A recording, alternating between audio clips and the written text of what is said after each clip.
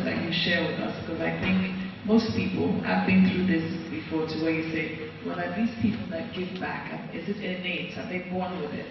So just share with us what motivated you, because reading your profile, you went to school overseas and a light bulb went off, and you felt, a sense of how can I connect back to my homeland when I come back and, give back. So please share with us from those facts. So I had a prepared story I was going to tell, but to answer that question, that's another story.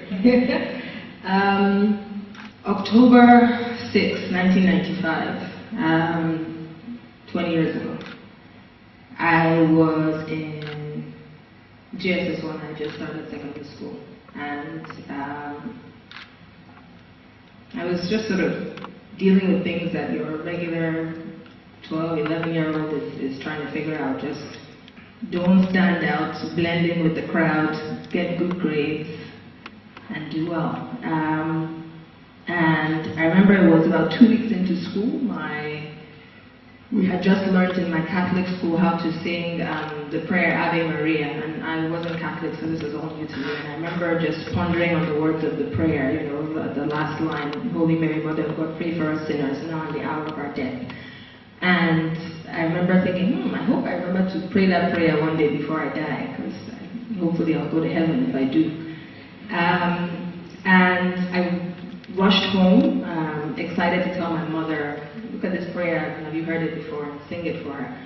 And it was a Friday.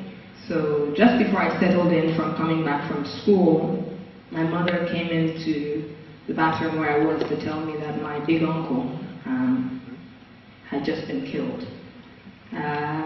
Big uncle was my grandfather's brother, but I lost my grandfather when I was about 3, so big uncle was essentially my grandfather. And we rushed down to his house in GRA. And I remember in the car thinking, this is not the first time something bad has happened. When I was 9 in our home, we were held hostage by armed robbers, and I knew what death was. I knew bad things happened, but this was different. This was big uncle. We got to the house that day, and I just remember I hadn't seen that many people before. Big uncle's house was always full. Every Sunday we'd go there, and there were always people around. And it didn't matter how many people there were. When big uncle saw me, always stop, and anyone, any little children, hello, how are you doing? He'd slap you 5 on the hand. I hope your mom is not oppressing you. And big uncle would always see me, see you for who you were, the little people in the room. But I was overwhelmed with just how many people showed up that day. Shock, grief, tears, everyone crying. And we were told the events of what had happened that morning, how these men had come into the compound pretending to be from his company, and they'd let them in, and how they'd gone upstairs and forced their way upstairs and shot him in his bedroom. And I still remember seeing his blood stains all down the stairs on the wall as they had rushed him to Echo Hospital. So for me, the days after that were a blur. 11-year-old, everyone screaming, crying, angry, upset, frustrated, and we don't really have a voice. We talked amongst ourselves, our cousins, the kids, the siblings, but we didn't have a voice. And at the burial, hearing all these amazing things my uncle had done, fighting for democracy, and just 79-year-old gunned down like that was hard. So I sort of grew up being very angry at Nigeria, angry that a good man dies and you name a road after him, and it's okay, move on. And I tried to find my voice in several ways in my teenage years. So in school I would blog. I had a blog called the Afrobeat. And we would just vent about all things wrong with Africa and Nigeria, and how there were so many bad leaders who weren't doing the right thing. And even at the final year of college, my sister, myself, and some other friends set up an organization called the Impact Initiative, just focused on doing something.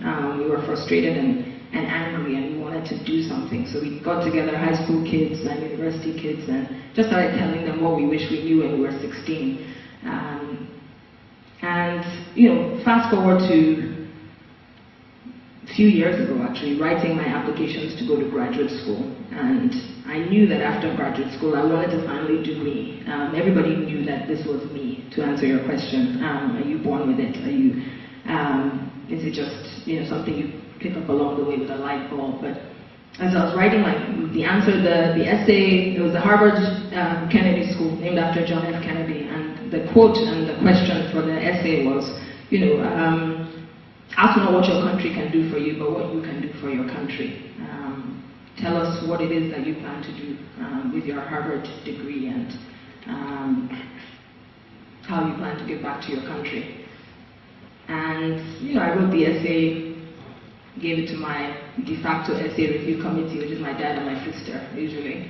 And they read it and said, oh, this is great. You want to go back and help young people achieve their potential, connect them to a better life, but there's no you in here. Why do you want to do this?